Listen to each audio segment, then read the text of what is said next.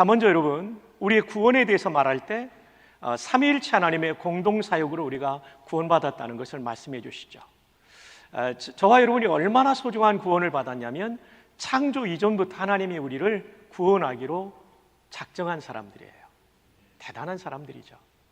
그리고 우리를 구원하기 위하여 성자 하나님이신 예수님이 우리를 속량하기 위하여 우리를 사가지고 자유롭게 하기 위해서, 이게 속량이라는 말이죠. 노예를 사서 자유롭게 한다는 뜻이에요.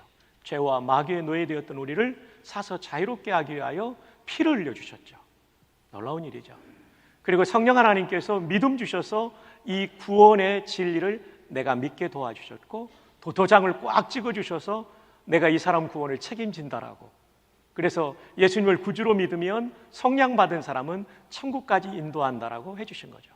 이 놀라운 구원을 받은 존재가 우리죠. 그런데 이렇게 구원받은 목적은 천국 가는 것이 정말 중요한 일이지만 동시에 이 땅에서의 사명이 있다는 거죠. 그 사명을 에베소서의 주제구절인 1장 10절에 만물을 그리스도 안에서 통일케 하려 하심이라. 여기서 말하는 통일은 머리를 삼고 통치를 받는다는 뜻입니다. 그러니까 예수 그리스도를 만물의 머리로 모시고 그분의 통치를 받는 것. 이게 무슨 얘기냐면 교회인 우리 한 사람 한 사람의 삶을 통해 우리가 그리스도께 통치받고 순종하면 거기에 통일이 이루어진다는 거죠. 여기서 말하는 통일은 남북 통일의 개념 정도가 아니라고 말했죠. 온 우주 만물에 미치시는 그리스도의 통치를 위해서 우리를 구원한 겁니다. 우리는 대리 통치자로서 이 사명을 위해서 우리는 지음받은 존재죠. 우주 만물 가운데 하나님을 닮은 존재는 사람 빼놓고는 단 하나도 없습니다. 왜냐하면 하나님을 대신하여 만물을 통치하는데 결국 이것은 우리가 그리스도의 통치를 받음으로 이루어지고 우리의 대리 통치를 통해서 만물의 그리스도의 뜻이 성취되는 것, 이것이 우리를 구원하신 목적입니다. 한 걸음 더 나아가 만물을 충만케 하는 교회, 이것이 교회의 사명이죠. 우리를 구원하신 목적이 통일과 충만입니다. 충만은 뭐냐면 복음으로 죽은 자들을 살려내고 사랑으로 이기적인 그들을 따뜻하게 해주고 사회 변혁으로 사회의 시스템까지 바꾸는 것을 위하여 우리가 구원받은 것입니다. 신앙이 어려서는 이 사명 감당 못한다는 겁니다. 신앙이 자라나야 된다는 거죠. 영적으로 어린 수준의 어린아이의 자리에 있으면 만물을 충만케 하는 것과 그리스도의 통치가 임하게 하는 통일의 사역을 감당할 수 없다는 거예요. 그러므로 교회는 반드시 성장해야 됩니다. 성장은 예수 그리스도를 닮아가는 것을 말합니다. 언제까지요? 죽을 때까지입니다. 왜냐하면 우리는 죄성과 연약함이 있어서 죽는 날이 되어서도 미숙하기 때문이에요. 아직 그리스도에게까지 자라지 못했기 때문이에요. 자, 이제 에베소 4장을 한번 볼까요? 제가 말씀드린 삼위일체 하나님의 구원, 구원의 목적인 통일과 충만, 그리고 교회의 연합 다음에 나오는 주제가 신앙 성장임을 에베소 4장 13절 이하가 쭉 말씀하고 있어요. 그리스도의 장성한 분량이 충만한 데까지. 그리스도는 완전히 성숙한 분이죠. 완전한 하나님, 완전한 인간이니까 우리가 이제부터는 어린아이가 되지 아니하여 성장해야 된다는 것입니다. 목표가 누구입니까? 범사의 모든 일에 그에게까지, 그는 예수 그리스도를 가리킵니다. 여기서 말하는 성장은 교회의 숫자적인 증가를 의미하지 않고 예수 그리스도를 닮아가는 것을 말합니다.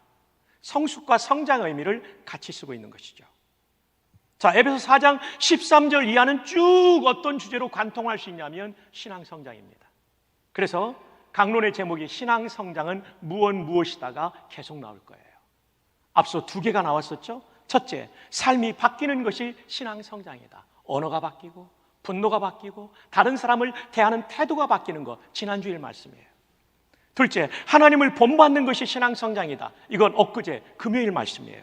그리고 오늘 말씀, 빛의 자녀답게 사는 것이 신앙 성장이다. 자, 그렇다면 빛의 자녀답게 사는 것은 어떤 것을 말할까요? 첫째, 빛의 자녀는 빛의 열매를 추구합니다. 여러분, 우리 성도를 빛의 자녀라고 가리키는데 왜 그런지 한번 볼까요? 요한일서 1장 5절에 하나님은 뭐라고 돼 있어요? 빛이시라. 죄가 하나도 없는 분, 어둠이 없고, 어둠은 죄를 말하거든요. 죄가 하나도 없는 분, 그래서 그분은 빛이십니다. 우리 아버지이신 하나님이 빛이시기 때문에 우리는 빛의 자녀라고 불려지는 거죠. 그래서 에베소 5장 8절, 너희가 전에는 어둠이더니, 전에는 죄를 짓고 살더니, 이제는, 예수 믿기 전에는 어둠이었지만 예수 믿은 이제는 주 안에서 빛이라, 빛의 자녀들처럼 행하라. 저와 여러분의 삶이 바뀌어야 된다는 것입니다. 왜냐하면 우리의 정체성이 바뀌었기 때문에, 내가 빛의 자녀이기 때문에 더 이상은 죄 짓는 삶이 아니라 의로운 삶을 살아야 된다라고 말씀해주고 있는 것입니다. 그런데 문제는 무엇입니까? 정체성은 변화되었지만 행동에는 아직 그에 맞는 변화가 없다는 게 문제죠. 그래서 바울이 에베소 교인들에게 지금 권고하고 있는 거, 성숙하고 성장해야 되는데 그게 뭐냐면 빛의 자녀처럼 행동해야 진짜 성장하는 것이란 말이죠. 자, 그렇다면 어둠은 무엇을 말할까요? 본문 앞에 있는 내용이죠. 항상 성경은 문맥이 중요하죠. 자, 4장 25절에 오면 거짓말이 어둠이라고 말합니다. 26절에 오면 분노하는 것이 어둠이에요. 여러분 분노하고 있습니까? 여러분 어둠의 일에 참여하고 있는 거예요. 빛의 자녀답지 못해요. 28절에 보면 도둑질, 29절에 오면 더러운 말인데 문맥에 보면 덕을 세우지 못하고, 덕을 세운다는 것은 사람을 일으켜 세워진다는 거예요. 근데 이 더러운 말은 사람을 파괴하는 말을 의미한다고 지난주일에 말씀드렸죠. 31절에 오면 비방, 다른 말로 하면 중상모략을 말로써 하는 거죠. 5장 3절에 오면 음행, 여러분 이 음행이라는 단어를 설명할 필요가 있습니다. 음행은 무엇이냐면 결혼관계에 의해서 이루어지는 모든 성적 활동을 말합니다. 혼전관계, 간음, 창녀와의 관계, 동성애 관계, 근친상간을 포함한 모든 것이 음행이죠. 그리고 5장 4절에 보면 성적 농담, 성희롱의 말을 말한다고 합니다. 어둠의 일을 하게 만드는 존재가 있다라고 성경은 말합니다. 에베소 6장 12절에 보면 이 어둠의 세상 주관자들, 이 어둠의 세상을 주관하는 자들이 있다는 거죠. 이 어둠의 세상은 아까 말씀드린 것들을 말해요. 이걸 주관하는 자가 있다는 거예요. 그것이 바로 악한 영들입니다. 악한 영들은 끊임없이 우리의 마음을 공격합니다. 4장 19절에 오면 악한 영은 우리 자신을 방탕에 방임하게 하는 거예요. 중단해야 되는데 그냥 마음 끌리는 대로 가가지고 방탕한 일, 성적 타락에 빠지게 만든다는 거죠. 4장 22절에 오면 이 악한 영은 우리를 유혹하는데 우리 마음 안에 있는 욕심을 자극한다는 거예요. 저와 여러분의 마음속에는 죄성이 있기 때문에 죄성은 욕심이에요. 이걸 자꾸 충족시키라고 말하는 거죠. 우리는 욕심이 아니라 하나님의 말씀을 따라 살아야 되는 거예요. 저와 여러분은 정체성이 바뀌어진 존재들입니다. 빛의 자녀입니다. 근데 빛의 자녀답게 살지 못하면 인생은 절대로 행복할 수 없어요. 하나님이 우리를 설계할 때 하나님의 영광을 위하여 주님의 뜻을 위하여 살 때 가장 행복하게 만들었기 때문에 우리가 어둠의 일을 벗고 빛의 자녀답게 살 때 우리는 가장 보람 있고 행복할 수 있습니다. 그렇게 사시기를 축복합니다. 자, 그럼 빛의 자녀는 무엇을 추구하며 살아야 할까요? 세 가지예요. 저와 여러분이 추구해야 될 세 가지가 여기에 나와요. 첫 번째는 착함이에요. 착함. 선하다는 거죠. 자, 근데 이 단어가 말이죠, 갈라디아서 5장 22절 성령의 9가지 열매는 양선으로 나와요. 양선.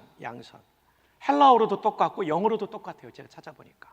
그러니까 오늘 본문에 나오는 5장 9절의 착함과 갈라디아서 5장 22절의 양선이 같은 뜻이에요. 어떤 뜻입니까? 이것은 단순히 마음이 부드러운 것을 넘어서 적극적으로 선을 행하는 상태입니다. 좀 더 설명드리면 사도 바울은 도덕적 차원을 넘어서 성령의 지배를 받을 때, 다시 말하면 성령의 감동에 순종하게 될 때 생활 속에서 선을 행하고 다른 사람에게 유익을 끼치는 겁니다. 빛의 자녀의 특징은 첫 번째, 다른 사람에게 유익을 끼치는 사람이에요. 다른 사람에게 유익을 끼치는 사람이 빛의 자녀의 특징이에요. 그 다음에 두 번째로는 의로움입니다. 자, 공의는 righteousness인데 히브리 말로는 체닥합니다. 헬라어로는 디카요시네라는 단어인데 이것은 하나님의 법 또는 도덕법, 여기서 말하는 도덕법은 십계명을 말하죠. 성경 전체 또는 그것을 요약해 놓은 십계명에 일치하여 행동하는 게 공의입니다. 근데 오늘 본문은 이 공의를 지금 의로움으로 표현하고 있어요. 다시 말하면 하나님의 자녀인 빛의 자녀들은 하나님 말씀 따라 사는 거예요. 세상 풍조 따라가는 게 아니에요. 세상의 관습을 따라 사는 사람이 아니라 하나님의 말씀을 따라 사는 사람인 줄로 믿으시기 바랍니다. 세 번째, 진실함. 이것은 거짓의 반대예요. 하나님의 자녀들은 진실을 추구하는 거죠. 빛의 자녀가 추구해야 될 세 가지, 착함과 의로움과 진실함입니다. 이것이 점점 자라나야 되는 거죠. 언제까지요? 죽는 날까지. 착함과 공의로움과 진실함이 계속해서 자라나는 성도, 그 성도가 믿음이 성장하는 성도입니다. 성경을 많이 읽는 거 중요합니다. 예배 열심히 참여하는 거 중요합니다. 기도 많이 하는 거 중요합니다. 근데 거기서 멈추면 안 되고 이런 내면의 세계가 자라날 때 진정한 성장이 되는 것입니다. 생각해 보십시오. 이런 변화된 성도가 가정으로 돌아가고 일터로 돌아갈 때 우리가 사는 세상은 얼마나 그리스도의 은혜가 충만한 세상이 되겠습니까? 부존교회는 건물이 아니라 여러분입니다. 주님이 꿈꾸신 교회는 우리가 바로 이런 착함과 진실함 그리고 의로움을 가지고 사는 부존교회가 되는 것입니다. 둘째, 빛의 자녀는 주님을 기쁘시게 할 것을 분별합니다. 나를 기쁘게 하는 것, 우리는 죄성이 있기 때문에 다 이게 변질될 수 있어요. 내가 중심이 되면 이게 고무줄처럼 늘어났다가 줄어들기 때문에 기준이 될 수 없어요. 오직 온전하신 예수님, 그분의 뜻만이 기쁨이 되는 거죠. 그래서 에베소 5장 10절에 주를 기쁘시게 할 것이 무엇인가 시험하여 보라. 우리는 그분이 설계하셨고 그분의 설계도로 살아갈 때 가장 행복하죠. 주님의 기쁨이 되면 여러분의 마음속에는 말할 수 없는 기쁨이, 충만한 기쁨이 찾아오게 될 것입니다. 근데 우리 안에는 늘 죄성이 있기 때문에 주님의 기쁨보다 세상적 기쁨, 나의 기쁨을 추구하게 되죠. 그래서 에베소 5장 10절의 마지막에 오면 이 주님의 기쁨이 무엇인가를 뭐 해보라고요? 시험하여 보라. 시험하여 보라는 얘기는 테스트한다, 검사한다, 진짜와 가짜를 자세히 조사한다. 이걸 쉽게 말하면 분별이에요. 분별. 그러니까 여러분, 저와 여러분이 빛의 자녀로 산다는 얘기는 끊임없이 생각하는 거예요. 이게 주님의 기쁨이 될까 아닐까? 이것이 더 기쁨이 될까 덜 기쁨이 될까를 늘 분별하며 살면 우리는 어두움의 일에 빠지지 않게 된다는 거죠. 자, 지금까지 드린 말씀은 신앙 성장은 빛의 자녀답게 사는 것인데 첫 번째로는 빛의 열매를 추구하는 것이죠. 착함과 의로움과 진실함. 두 번째로는 주님이 기쁘시게 할 것을 분별하며 사는 것입니다. 마지막 세 번째는 무엇일까요? 빛의 자녀는 어두움의 일을 책망합니다. 너희는 열매 없는 어두움의 일에 뭐 하지 말고 1단계는 내가 참여하지 않는 거예요. 거짓말하는 거, 도둑질하는 거, 분노하는 거, 중상모략하는 거, 음행하는 거, 음담패설하는 거 거부해야 된다는 거예요. 참여하지 말라는 거예요. 근데 거기서 끝나지 않아요. 성경은 도리어 거기를 넘어서서 책망하라. 그 사람을 바로잡으라고 말해주고 있는 것입니다. 이 책망하라는 언어가 노출시키다라는 거예요. 그 사람이 꽁꽁 숨겨놓고 있지만 이런 의도라는 걸 드러내주는 거예요. 그 다음에 꾸짖고 훈계하고 타이르고 책망한다는 뜻을 가지고 있어요. 마태복음 18장은 이렇게 말합니다. 네 형제가 죄를 범하거든 가서 너와 그 사람과만 상대하여 권고하라. 16절 한두 사람을 데리고 가서 두세 증인의 입으로 말마다 확증하게 하라. 그 다음 17절 교회의 말하고 교회의 말도 듣지 않거든 이방인과 세례와 같이 여기라. 이런 단계를 통해서 우리는 바로잡아야 된다는 것이죠. 갈라디아서 6장 1절에 오면 형제들아 사람이 만일 무슨 범죄한 일이 드러나거든 신령한 너희는 어떤 심령으로요? 온유한, 과격한 심령이 아니에요. 온유한 심령으로 바로잡는 게 교회다운 것입니다. 책망한다고 해서 완전히 분노를 쏟아놓으라 이 뜻이 아니에요. 온유한 마음으로 바로잡아야 된다는 거죠. 에베소 5장 12절 그들이 은밀히 행하는 것들은 말하기도 부끄러운 것들이라. 어둠의 일에 관여하는 성도들의 그 행동들은 말하기도 부끄러운 것이다. 5장 13절 그러나 책망을 받는 모든 것은 빛으로 말미암아 드러나느니 드러나는 것마다 빛이니라. 책망을 받을 때 제대로 반응하면 그들이 빛의 자녀답게 산다는 것입니다. 그리고 5장 14절에 그러므로 이르시기를 잠자는 자여 깨어서 죽은 자들 가운데서 일어나라. 잠자는 자는 누굽니까? 빛의 자녀지만 어둠의 일을 하고 있는 죄 짓는 성도들. 죽은 자들은 누굽니까? 불신자들. 에베소 2장 1절에 허물과 죄로 죽었던 너희. 예수 믿기 전에 우리는 영적으로 죽어 있었잖아요. 하나님과의 관계가 죽어 있었잖아요. 자, 이렇게 빛의 자녀임에도 불구하고 어둠의 일에 계속 빠져 있는 사람들은 어떤 사람이냐면 불신자들 속에 자고 있는 사람으로, 불신자와 똑같이 살고 있는 사람으로 말씀하고 있는 것이 14절의 뜻이에요. 그들에게 말씀하십니다. 잠자는 자여 깨어서 죽은 자들 가운데서 일어나라. 일어나라. 오늘도 이 말씀을 통하여 영혼의 잠에서 깨어나는 성도가 있다면 얼마나 좋겠습니까? 그것이 주님의 꿈이시죠. 어둠의 일에 관여하고 있는 빛의 자녀들이요, 내가 빛의 자녀라는 정체성을 망각하고 어둠의 일에 빠져있는 성도들이요, 이제는 저 죽은 자들 가운데서 일어날 수 있기를 바랍니다. 불신자와 똑같이 살고 있는 여러분이요, 그 자리에서 일어날 수 있기를 주님의 이름으로 축복합니다. 5장 14절 하반절이에요. 우리말에는 이게 정확하게 나오지 않는데 영어 성경에는 콤마 앤드예요. 무슨 뜻이냐면 그렇게 한다면 그리스도께서 너에게 비추시리라. 여러분, 때로는 빛을 주셔서 일어나기도 하지만 때로는 결단하고 하나님의 말씀에 순종할 때 은혜의 빛이 다시 쏟아지게 되는 것입니다. 신앙 성장은 빛의 자녀답게 사는 것입니다. 이 정체성을 잃어버리지 마십시오. 근데 빛의 자녀인데도 불구하고 어둠의 자녀처럼 사는 성도들이 있다는 거죠. 그런 성도들 가지고는 이 땅을 충만케 할 수 없고요, 이 땅에 그리스도의 통치가 임하는 에베소의 주제구절 에베소 1장 10절이 이루어질 수 없어요. 우리는 저 피함만 생각하면 안 되고 이 찬 바로 이 세상도 생각해야 돼요. 이 세상에 사는 이유는 사명 때문에 사는 거예요. 만물을 충만케 하기 위하여 그리스도의 통치가 임하게 하기 위하여. 그러기 위해서 우리는 빛의 자녀답게 살아야 됩니다. 첫 번째, 빛의 열매를 추구합시다. 착하게 삽시다. 성령의 감동으로 착하게 삽시다. 악한 마음을 쫓아버립시다. 의롭게 삽시다. 하나님의 법대로 삽시다. 그리고 진실하게 삽시다. 거짓은 마귀의 본질이에요. 두 번째, 주님을 기쁘시게 할 것을 분별합시다.